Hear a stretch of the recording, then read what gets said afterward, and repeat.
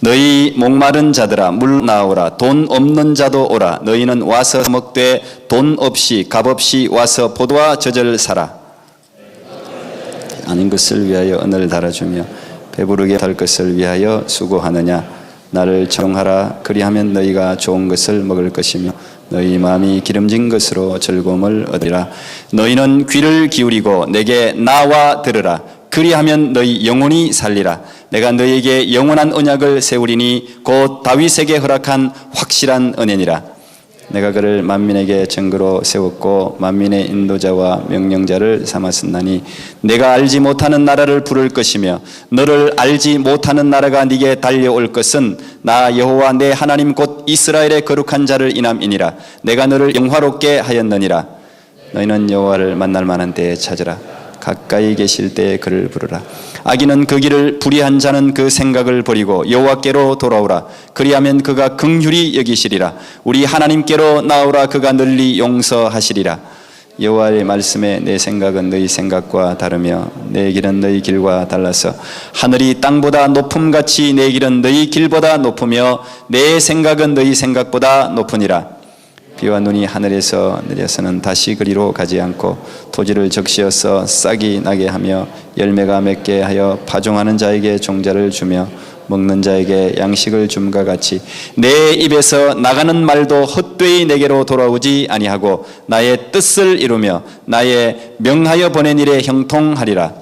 너희는 기쁨으로 나아가며 평안히 인도함을 받을 것이요 산들과 작은 산들이 너희 앞에서 노래를 바라고 들의 모든 나무가 손바닥을 질 것이며 같이요.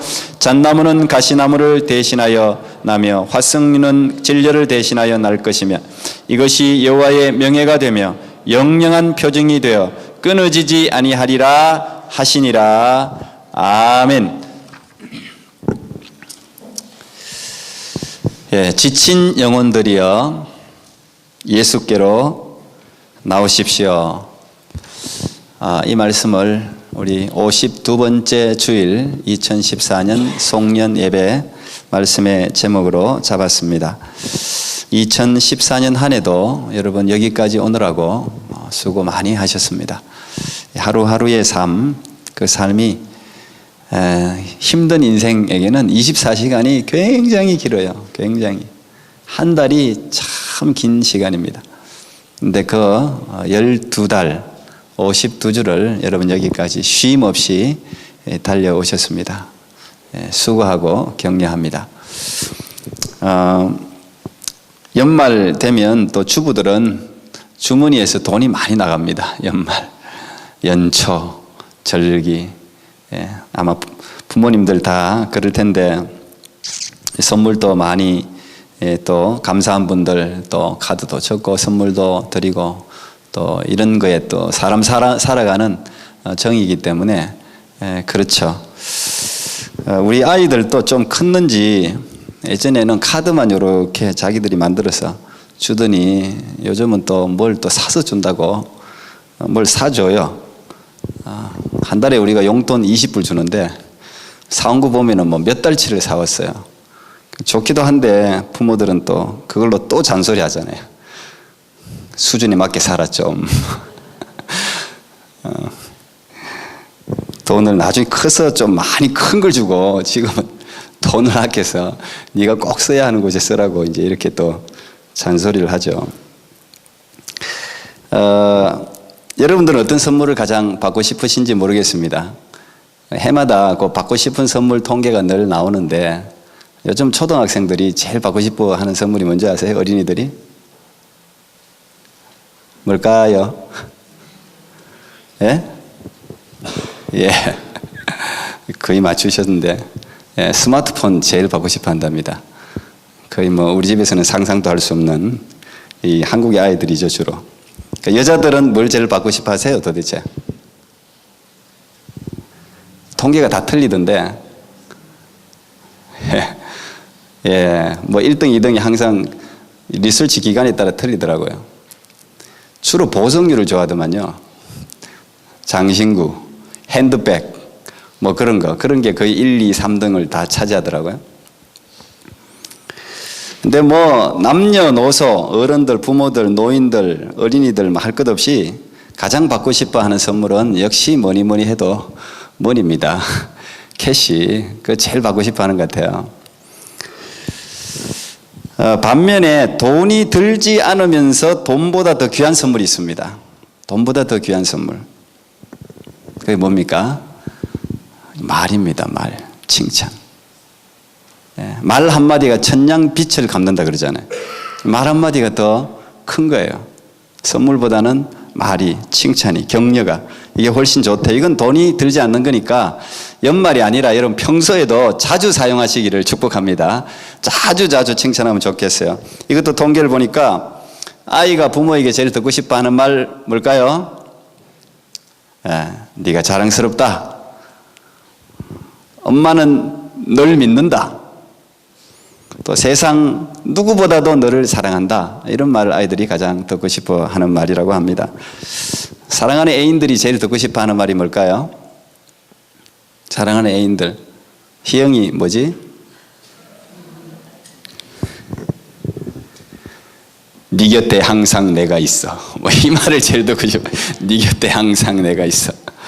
그게 제일 듣고 싶어 하는 말이라고 통계가 나왔던데요. 여자들이 공통적으로 제일 듣고 싶어 하는 말. 예쁘다. 참 예쁘십니다. 자, 옆에 여성분이 있으면 한번 이야기해 주세요. 참 예쁘십니다. 빨리 이야기해 주세요.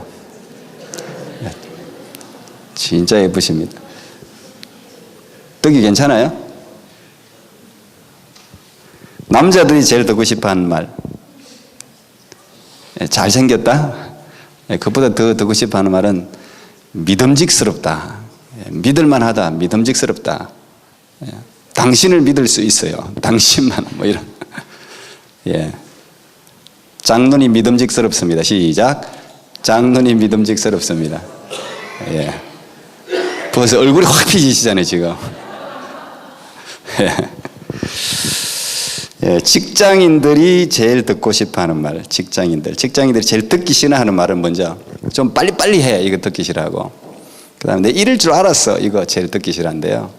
듣고 싶어하는 말은 직장인들, 또 우리 교회도 마찬가지. 헌신하고 사역하는 분들 제일 듣고 싶어하는 말. 참 수고했다. 참 수고했어요. 참 고생 많았습니다. 우리 변혜영 권사님 친교팀장 한다고 참 고생 많으셨어요. 얼굴이 안 보이네 지금 여기서 모르가지고. 예, 이 말을 직장인들이 제일 듣고 싶어 한답니다. 우리 서로 인사하겠습니다. 한 해 동안 정말 수고하셨습니다. 인사하겠습니다.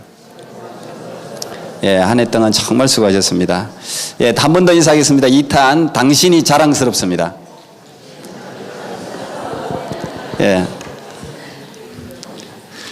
마지막 3탄, 정말 사랑합니다. 인사하겠습니다. 예, 예, 예수님 안에서 정말 사랑합니다. 예.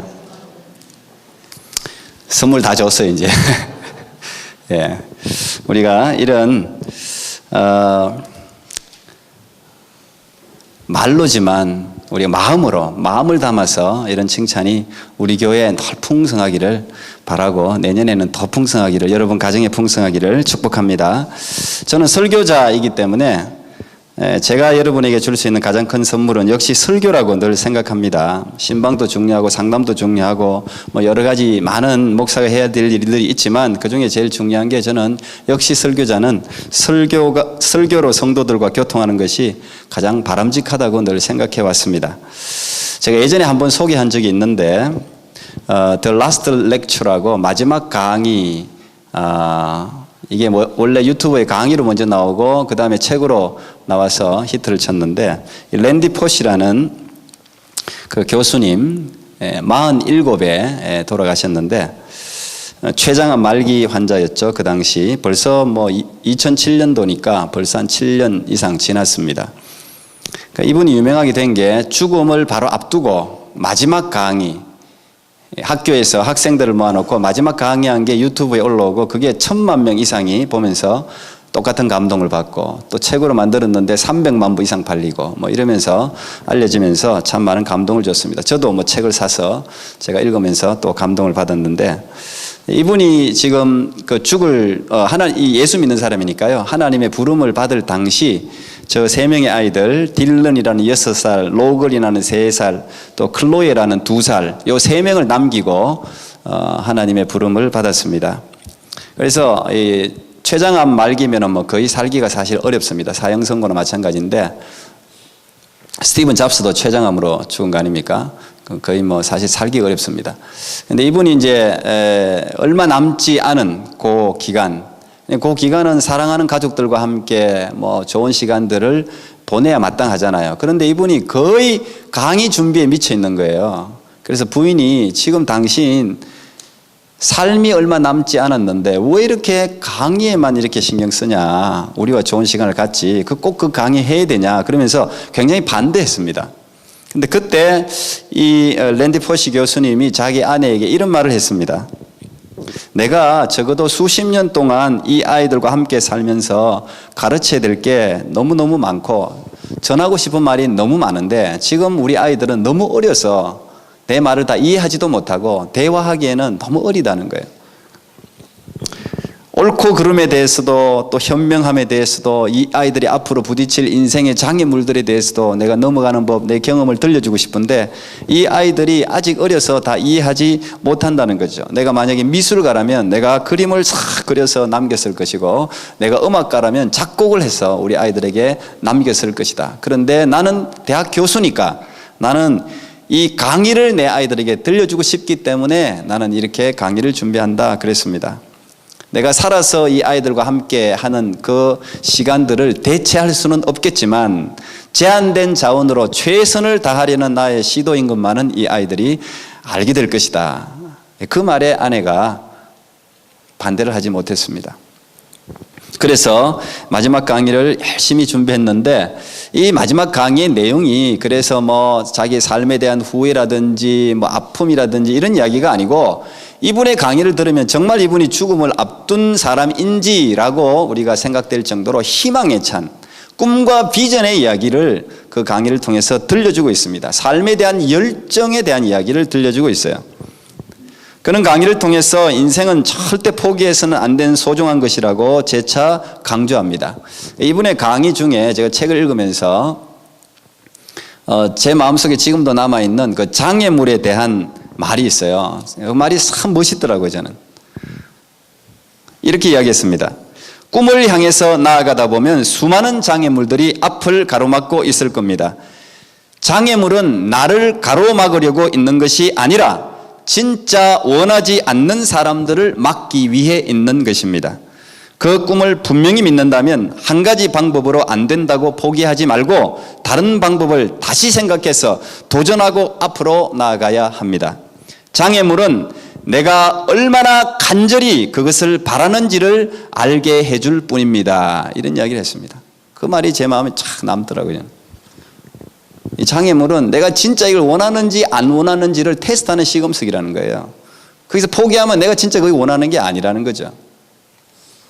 진짜 원한다면 넘어가라는 거예요. 그래서 저는 이번 송구영신 예배, 지금 계속 특별 예배가 있어서 말씀들을 준비할 게 좀 많은데 제가 이렇게 신년 예배까지 쭉 이렇게 좀 이렇게 나눠봤습니다.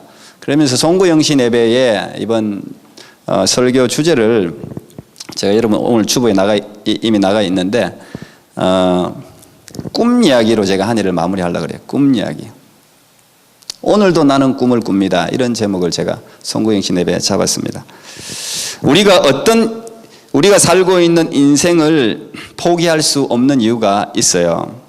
우리가 1년을 어떻게 살았든 간에 지금 여기서도 여전히 우리가 희망을 가질 수밖에 없는 이유가 있어요. 포기해서는 안 될 이유가 있어요. 저는 오늘 마지막 말씀을 그 이야기를 들려주고 싶은 거예요. 그 이유가 뭡니까?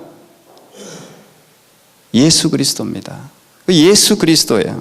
그분 때문에 우리는 우리의 삶을 포기할 수 없고 희망을 버릴 수가 없는 거예요. 그분에게 오기만 하면 그분에게 나가는 인생은 지금까지 모두 살았어요. 부셔지고 깨어진 조각의 인생들도 그분 안에 들어가니까 다 맞춰지는 거예요. 그래서 모자이크로 완성되는 거예요. 작품으로 완성되는 것이죠. 그것이 예수 그리스도께서 우리에게 보여주시는 희망 아닙니까? 비전 아닙니까? 그래서 저는 이 마지막 주 말씀을 지친 영혼들이여, 지친 영혼들이여. 우리의 삶은 사실 지치거든요. 피곤하거든요. 열심히 달렸는데 예수 그리스도께 나오십시오. 이렇게 제가 제목을 잡은 이유입니다. 예수님이 우리를 간절히 찾고 부르실 때야말로 기회예요. 뭐든지 부를 때 이 기회라는 게 자주 오질 않아요. 자주. 그 기회를 잘 붙드는 사람이 굉장히 지혜로운 사람이에요. 이걸 놓치면 그 기회 타이밍, 이게 진짜 내가 붙들 때인지 붙들지 않아야 될 때인지를 놓치는 게 그게 미련한 거예요. 그걸 붙드는 게 지혜예요. 예수님이 오늘도 부르신단 말이에요. 저는 여러분들이 이 기회를 놓치지 않기를 바랍니다. 제가 오늘 제목 잡은 지친 영혼들이여 예수님께 나오십시오. 이 제목에는 두 가지 분명한 메시지가 있어요. 첫째는 지친 영혼들이여, 우리 인생 모두는 피곤하다는 거예요. 우리가 삶의 모습이 어떻든 간에 그 사람이 높은 지위에 올라있던 낮은 지위에 있던 그 사람이 어디에 있든 간에 사실요 모든 인생은 다 피곤해요. 죄를 짓고 에덴 동산에서 쫓겨난 모든 인생은 피곤하게 설계되어 있어요. 땀을 흘리고 땅을 기경하고 고통을 겪어야 열매를 거두게 하나님이 그렇게 세팅을 해놨어요. 그래서 피곤하지 않는 인생이 없습니다. 모든 인생은 다 피곤합니다. 늘 수고해야 돼요. 수고해야 땀에 맞는 결실을 얻을 수가 있어요. 그런데 문제는 그렇게 수고하는데도 참 만족이 없다는 것이죠. 우리가 먹고 살기 위해서, 양식을 구하기 위해서 땀을 흘리지 않습니까? 결국은 잘 살려고 여러분들 노력하고 공부하고 열심히 뭐 자격증도 따고 먹을 것도 덜 먹고 노력하잖아요. 근데 오늘 이사야가 말하기를 그것은 참된 양식이 아니라는 겁니다. 왜 그 양식 아닌 것을 위해서 그렇게 수고하느냐고 오늘 우리에게 이야기해요. 우리는 한 끼 배부르기 위해서 밥을 먹는데 그게 우리를 배부르게 하는 것이 아니고 오히려 갈증을 준다는 거예요. 오늘 이사야 말씀이 그거 아닙니까? 2절에 배부르게 못할 것을 위해서 왜 수고하냐, 이렇게 우리에게 이야기를 해요. 우리 집에서도 제 아내가 늘 습관처럼 늘 입에 내뱉는 말이 있습니다. 아마 주부들 공통적으로 다 그럴 겁니다. 이 말입니다. 오늘은 뭘 먹지? 오늘 저녁은 뭘 먹지? 한 끼 잘 먹고 나면 그 다음 점심은 뭘 먹지? 뭘 해야 되지? 내일 도시락 뭘 싸야 되지? 이게 입에 달려서 자기가 그러면 하는지도 모를 거야 아마. 입에 달렸어요. 저도 그래요. 뭘 해줄까? 우리는 1년 내 먹어야 살아요. 희한하게 1년 내 오늘 한 번 먹고 그냥 1년 견딜 수 있으면 좋겠는데 여기 하루밖에 안 가요. 1년 내 먹는 걱정. 때로는 포만감을 느낄 정도로 참 잘 먹었다, 이런 우리가 느낌을 가질 때 있죠. 그런데 그 다음날 바로 배고파요. 만족이 없어요. 제 아내도 보니까 꽤 음식에 신경을 씁니다. 우리도 깜짝 놀라겠어요. 한 달 이렇게 우리가 비자 카드로 주로 많이 사기 때문에 이렇게 뭐가 날라오잖아요. 점점 생활비가 올라가고 있어요. 이 아이들이 큰데 깜짝 놀라요. 점점 올라가고 있어요. 100불, 200불, 300불씩 자꾸 올라가고 있어요. 이게 왜 이렇게 계속 먹어야 되는지 모르겠어요. 아이들 또 보면 맛있는 거 막 먹을 때는 행복해요. 행복해. 그런데 어느 날 뭐 준비 못할 때 있잖아요. 바쁘고 그러면 뭐 김치 하나 내주면 딱 얼굴이 쫙 찌그러져요. 벌써 막 반찬 투정을 한단 말이에요. 아니 아침에 잘 먹었으면 점심에 못 먹을 수 있고 저녁에 뭐 조금 뭐 괜찮게 먹을 수 있고 그 다음날 못 먹을 수도 이렇잖아요. 근데 저도 그래요. 저도 매 끼가 좀 그래도 먹을 만하게 나와야 행복한 거예요. 그러니까 여자들이 얼마나 피곤하겠어요. 이게 우리예요. 그래서 제가 오늘 부엌에 있어서 철학적인 생각을 했습니다. 맨날 먹어도 인생은 만족이 없구나, 뭐 이런. 진짜 그 생각이 갑자기 들더라고. 계속 먹는 걸 아내가 걱정하고 저도 또 아이들이 뭐 투정 부리고 하면 별로 안 좋아요. 예. 여러분도 당장 오늘 저녁에 먹을 거 혹시 걱정하고 계신 분 없으세요? 오늘 또 예배 마치고 나면 뭐가 친교팀에서 준비했을까? 오늘 빵입니다, 빵. 그러나 송구영 신예배 창립 예배 계속 맛있는 거 있으니까 빵 또 행복하게 드시기 바랍니다. 맛있는 음식은 잠깐 행복을 주지만 그 맛있는 음식에 대한 기억 때문에 우리는 이내 맛 없는 음식에 감사를 잃어버려요. 투정해요. 불평해요. 인생은 꼭 이 먹는 것과 똑같아요. 집을 사면 만족이 있을 것 같은데 집 산다고 만족이 있습니까? 집 사면요, 그 집 안에 다 채워야 돼요. 유지해야 돼요. 차 사면 만족이 있을 것 같은데 차 사면 만족이 있습니까? 아니에요. 좋은 직장 들어가면 만족이 있을 것 같은데 직장 좋은 데 들어갔다고 만족하는 직장인들 내가 본 적이 없어요. 금방 불만. 들어갈 때 잠시 행복하더라고, 내가 보니까. 청년들도. 한 달 지나면 금방 불만이 생기더라고. 뭐 상사가 어떠니, 뭐 어떠니, 일이 어떠니, 저떠니, 관계가 어떠니, 저떠니. 금방 우리는. 그것은 결코 참된 양식이 될 수 없고 배부르게 하는 양식이 아닌 것이죠. 그런데 알면서 우리는 이사야가 이야기하는 것처럼 늘 이 참된 양식이 아닌 양식을 먹기 위해 수고한단 말이에요. 영원히 배부르게 못할 것을 위해 수고한단 말이에요. 오늘 그 말씀입니다. 오늘 제목에서 두 번째 우리에게 주는 메시지는 예수께로 나오십시오. 예수님은 피곤한 인생, 지쳐있는 인생을 늘 초청하신다는 사실. 만족한 인생이 아니라 피곤한 인생, 부족한 인생, 목마른 인생, 갈증 있는 인생, 그 인생을 예수님이 오라고 하시는 거예요. 오라고만 하면 안 되죠. 예수님이 회복시켜주는 거예요. 새롭게 해주시는 거예요. 일시적인 해소가 아니라 영원히 갈증을 해소시키는 생명수를 공급하신단 말이에요. 한 번 먹으면 목마른 물이 아니라 영원히 목마르지 않는 생명수를 우리에게 주신다는 것이죠. 저는 2014년을 마무리하면서 1년 동안 수고하면서 살아온 하나님의 지파항교회 모든 가족들이 이 예수님의 따뜻한 품 속에서 예수님이 주시는 그 참된 평안을 여러분들이 누리기를 바랍니다. 그런 마음으로 말씀을 준비했습니다. 이 찬송가에도 이런 찬양이 많습니다. 오늘 두 곡 제가 1절만 한번 부를 텐데 이 찬양 안에 여러분을 위한 평안이 있고 쉼이 있죠. 십자가 그늘 밑에 나 쉬기 원하네. 저 햇빛 심히 죄이고 또 짐이 무거워.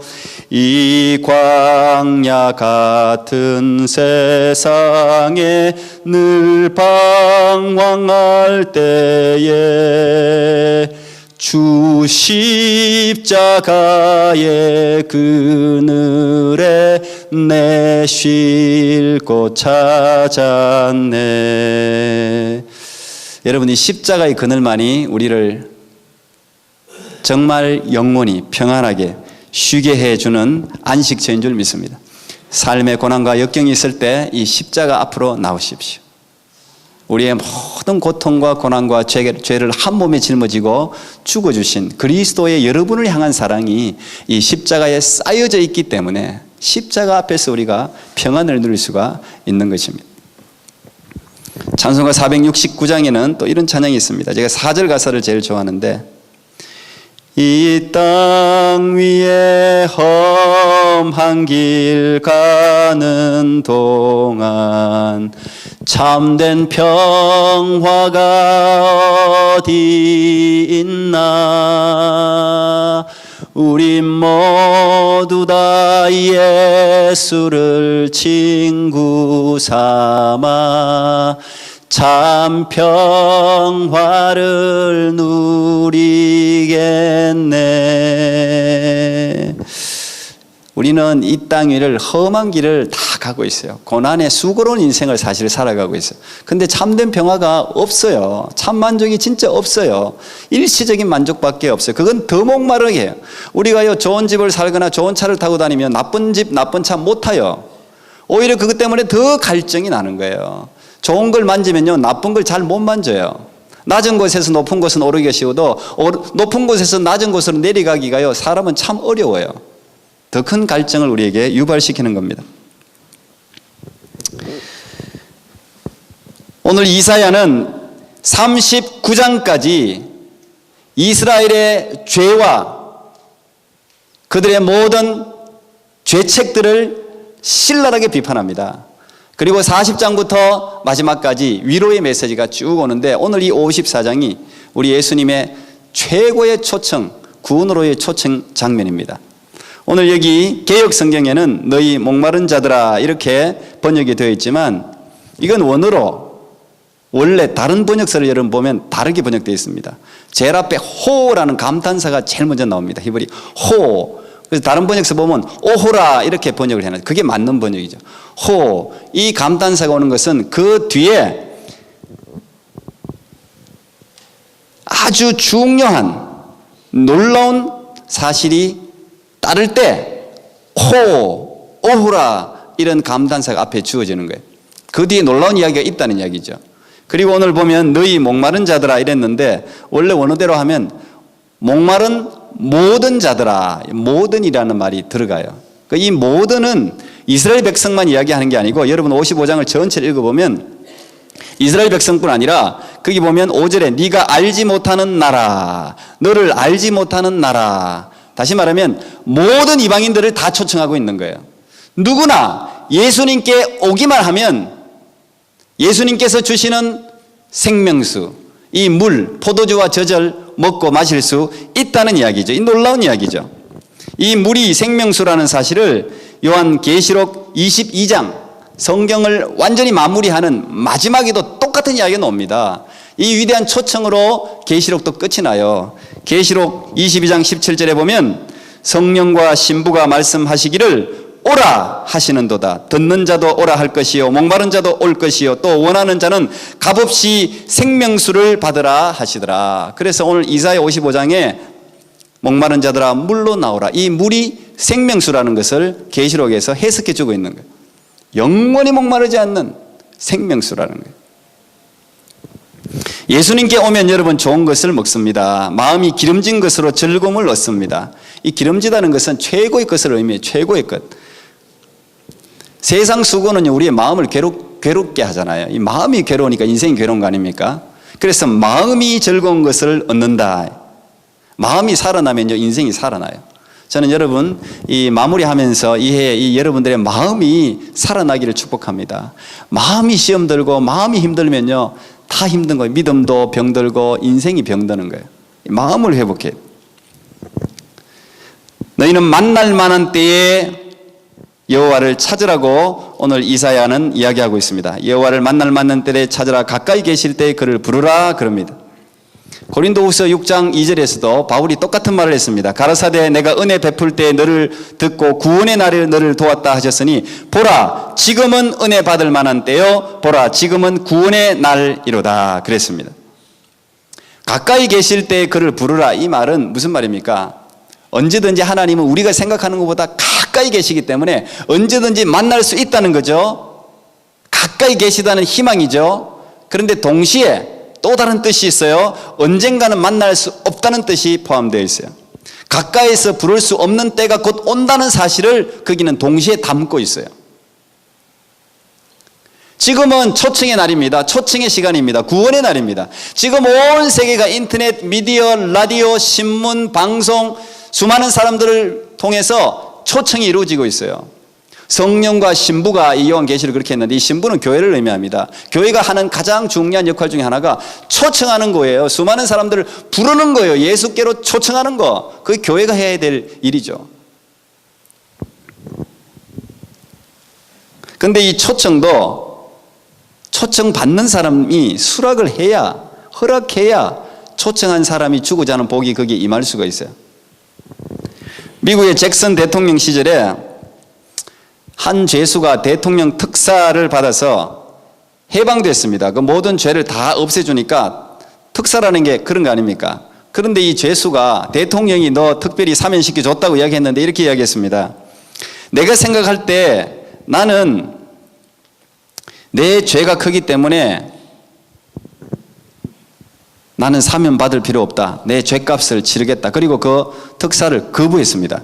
그래서 논쟁이 변호사들 간에 벌어졌었는데 결론은 이거예요. 본인이 수락을 해야만 특사령도 특사령의 권한이 있다. 이게 결론이에요.